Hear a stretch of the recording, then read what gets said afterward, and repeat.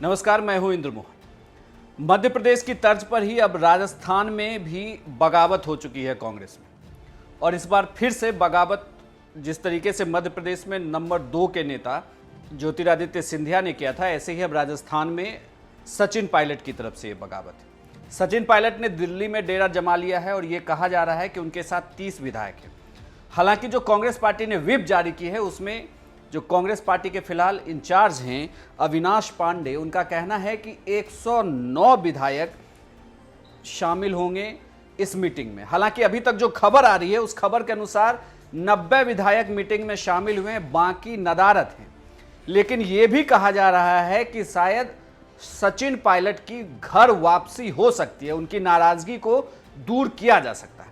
लेकिन खबर यह नहीं है कि आखिर इस तरीके से सचिन पायलट नाराज क्यों चल रहे हैं। खबर यह है कि आखिर कांग्रेस पार्टी जिन राज्यों में सरकार बना रही है बहुमत के साथ, आखिर उसके साथ हो ऐसा क्यों रहा है कि बार बार वहां पर फूट या बगावत की खबरें निकलकर सामने आती हैं। मध्य प्रदेश में जो कुछ हुआ उसे पूरे देश ने देखा। हालांकि मध्य प्रदेश में आंकड़ा बिल्कुल आसपास का था। ज्योतिरादित्य सिंधिया ने विधायकों को अगर तोड़ा तो सरकार सिर्फ 4 विधायकों के इधर उधर होने से बन जाती, लेकिन यहां पर यह फासला थोड़ा दूर है। ऐसे में क्या सचिन पायलट सरकार बना पाएंगे? हालांकि सूत्रों की माने तो जब सचिन पायलट की बीजेपी के नेताओं से बात हुई है, उस बात में बीजेपी आला कमान की तरफ से उन्हें साफ साफ शब्दों में कहा गया है कि जब तक गहलोत सरकार नहीं गिरती तब तक आगे बात नहीं की जाएगी। यानी कि पहले राजस्थान में अशोक गहलोत की सरकार गिरनी होगी। लेकिन यह इतना आसान भी नहीं दिख रहा है, क्योंकि अगर सचिन पायलट यह दावा करते हैं कि उनके साथ 30 विधायकों का समर्थन है, तो इन 30 विधायकों को विधानसभा से इस्तीफा देना होगा। उसके बाद जितने भी निर्दलीय विधायक हैं उन सभी विधायकों को पाला बदलकर बीजेपी के साथ आना होगा। हालांकि अभी कांग्रेस के पास 13 निर्दलीय विधायकों का समर्थन है, बल्कि अब कांग्रेस के नेता यह भी दावा कर रहे हैं कि कुछ बीजेपी विधायक भी उनसे संपर्क में है। हालांकि इस तरीके की लाइनें राजनीति में हर वक्त बोली जाती है जब भी पार्टी में कोई टूट की खबर आती है। दोनों तरफ से यह कहा जाता है कि एक दूसरे के संपर्क में, राजनीति में है, एक ही विधानसभा में उठते बैठते हैं और मोस्टली पाला बदलकर इधर उधर तो पार्टी करते ही हैं, तो ऐसे में संपर्क में रहना कोई बड़ी बात नहीं है। लेकिन 200 विधानसभा वाली राजस्थान विधानसभा में सरकार बनाने के लिए 101 विधायक चाहिए। ऐसे में कांग्रेस के पास फिलहाल 107 है और 13 निर्दलीय विधायकों का समर्थन है। बीजेपी के पास 72 ही विधायक हैं। और बड़ी दिक्कत यह है कि अगर सचिन पायलट के कहे अनुसार ये 30 विधायक इस्तीफा दे देंगे, उसके बाद भी बहुमत के लिए इनको लगभग 86 विधायकों का समर्थन चाहिए। यानी कि कुल टोटल 170 विधानसभा जब होगी तो उसमें 86 विधायकों का समर्थन चाहिए, तो 14 विधायक और जुटाने होंगे बीजेपी को सरकार बनाने के लिए। लेकिन फिर भी सवाल उठता है कि आखिर कांग्रेस में ऐसा क्यों हो रहा है। दरअसल अगर आपको याद होगा कि जब मध्य प्रदेश और राजस्थान में चुनाव के बाद परिणाम सामने आए थे तो लगातार मुख्यमंत्री पद की दावेदारी को लेकर खींचतान जारी थी। एक जगह ज्योतिरादित्य सिंधिया ने पूरा जोर लगाया हुआ था, दूसरी जगह सचिन पायलट ने, क्योंकि दोनों को नेताओं का यह कहना था कि उन्हें आला कमान से यह कहा गया था कि चुनाव जीतने के बाद उन्हें मुख्यमंत्री बनाया जाएगा। चुनाव में सारा दारोमदार भी उन्हीं के ऊपर था। राजस्थान में सचिन पायलट के पास पूरी कांग्रेस पार्टी, एक तरीके से कहे तो पूरे वो कांग्रेस को लीड कर रहे थे, उनकी अगुवाई में चुनाव लड़ा जा रहा था। लेकिन उसके बाद जब परिणाम आए तो उन्हें उप मुख्यमंत्री बना दिया गया। ज्योतिरादित्य सिंधिया खैर मध्य प्रदेश में साइडलाइन। ज्योतिरादित्य सिंधिया की कहानी को हम अलग करते हैं, फिलहाल फोकस राजस्थान पे।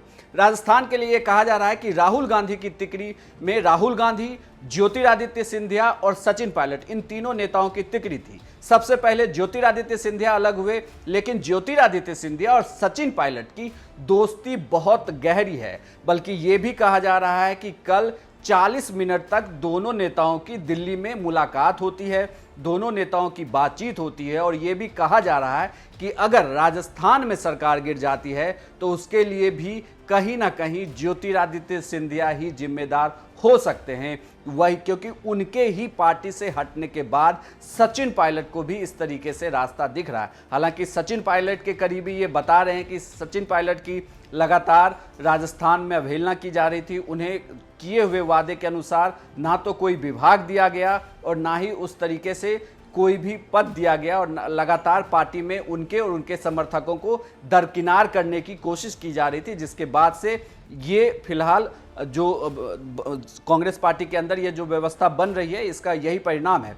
लेकिन सवाल ये उठता है कि आखिर ऐसा क्यों हो रहा है। दरअसल कहा यह जा रहा है कि जितने भी राहुल गांधी कैंप के समर्थक थे, उन्हें एक बार फिर से सोनिया गांधी कैंप के समर्थक साइड लाइन लगाने की कोशिश कर रहे हैं। यह कहा जाता है कि अहमद पटेल के काफी करीबी हैं अशोक गहलोत, या दूसरे तरीके से कहें तो अशोक गहलोत के काफी करीबी हैं अहमद पटेल, और अहमद पटेल सोनिया गांधी के काफी करीबी हैं। ऐसे में यह कहा जा रहा है कि पूरे इस कैंप की कोशिश है कि धीरे धीरे करके सचिन पायलट और खेमे को बाहर का रास्ता दिखाया जाए, और अगर वो बाहर चले भी जाते हैं तो ऐसे में सरकार फिलहाल गिरने जैसी स्थिति राजस्थान में नहीं आती, अशोक गहलोत की कुर्सी बने ही रहेगी। और ऐसे में चूंकि सचिन पायलट ने ही आगे का रास्ता अपनाया है, तो अशोक गहलोत के लिए ज़्यादा दिक्कत दिख नहीं रही है। तो ये कहा जा रहा है कि कांग्रेस पार्टी की जो आला कमान है, उनके तरफ से ये लगातार दिक्कत आ रही है। जो खेमेबाजी चल रही है, इस खेमेबाजी में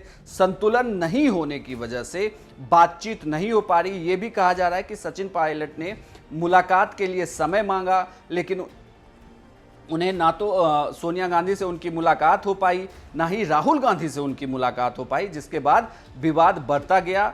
और ऐसा ही कुछ ज्योतिरादित्य सिंधिया के समय पर भी हुआ था। तो क्या ये माना जाए कि अब सचिन पायलट राजस्थान में अलग हो जाएंगे?